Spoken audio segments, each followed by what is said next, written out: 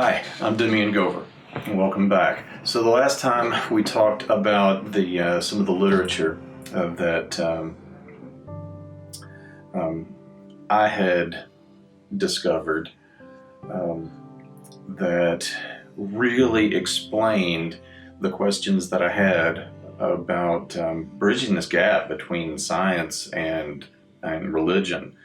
There are innumerable authors that I've read, and there's more out there than you can get to in a lifetime. And I always wondered, where has this stuff been? Why, first of all, the first thing you think is, why is this not required reading in school? And there are a couple of different ways to think about that. First of all, when you're not ready for this, when you're not ready to study and see things in this way,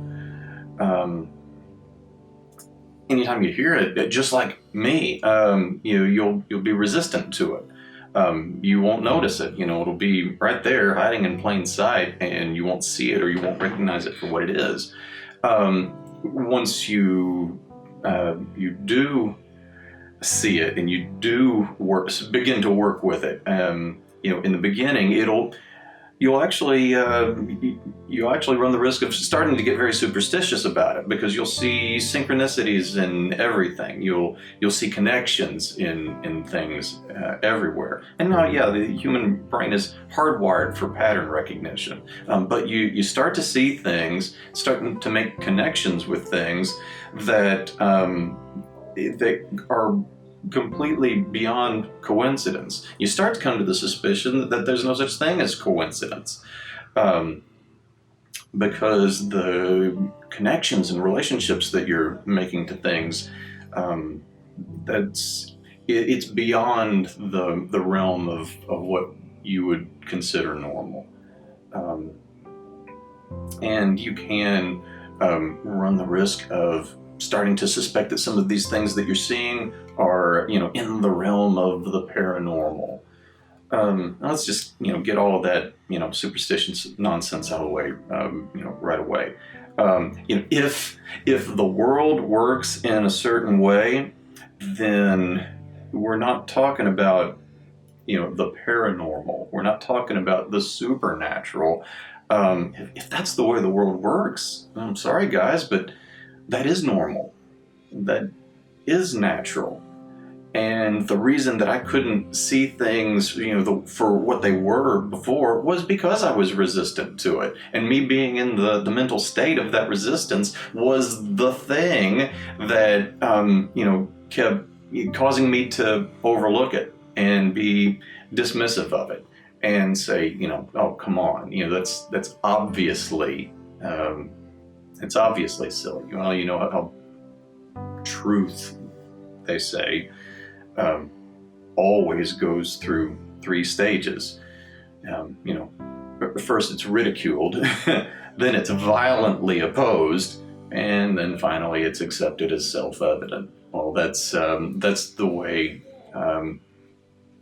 scientific and religious truth unfolded to me. First I made fun of it, and then I actively fought against it, and then I realized that if I just tried out some of these ideas, really did it, really put it into practice, then things just started happening.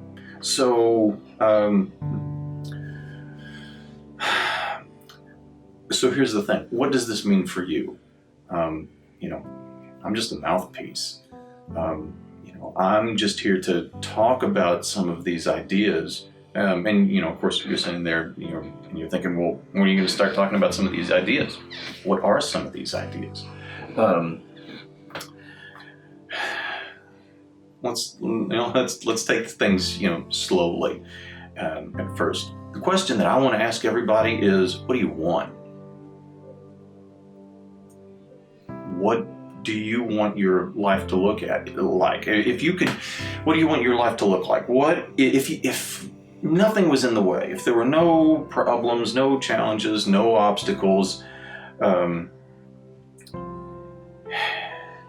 if money was no object, what would you want your life to look like, and how would you describe it? Usually when I ask this question, I usually get this, kind of deer in headlights look, reaction, and people are like, I never really asked myself that question. Usually people are like, well, there's a lot of things I want, but what do I want out of life? What do I want my life to look like? I really don't know. So that is the question that I would like you to be thinking about, and realize that ultimately you can come up with an answer for that. And here's the thing, you don't have to stick with it. You can change your mind about things if you want to. But you should really have really good reasons for wanting to change your mind. Because a lot of times people come up with a goal, they come up with something that they want to do with their life, and then a problem comes up or an obstacle comes up, and they throw their hands up and they're like, well, I guess that wasn't for me.